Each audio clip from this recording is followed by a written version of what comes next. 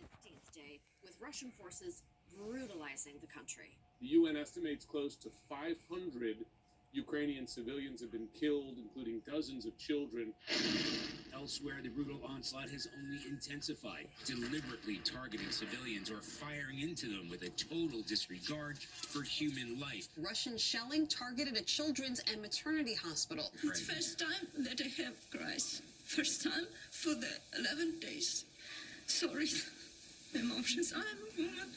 Really, it's okay if you need a moment after 11 days of holding your community together during a war. God had to take a break after only 6 days, and that lazy bum makes his own hours.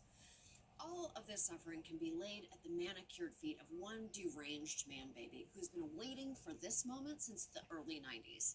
Back then, Putin was sad that the Soviet Union broke up. So, like many children of divorce, this lonely little 39-year-old boy refused to accept it.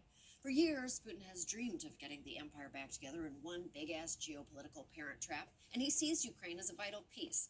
Putin has always refused to accept Ukraine's independence, even though 90% of Ukrainians voted to break away from the crumbling Soviet Union in 1991. There hadn't been a vote that lopsided since Florida voted to add guns to the food pyramid. Yet somehow, he still insists that Ukraine belongs to Russia and that the two are one people, a single whole. But the only single whole in this situation is the supreme dickhole killing innocent people. So now, a nation of 44 million is suffering because Putin can't move on from something that happened way back when Color Me Bad ruled the world. More than 900 Ukrainian communities are without power, water, or heat, and the country is also facing food and medicine shortages. But despite all the hardship, Ukrainians are refusing to give Putin the easy victory he expected.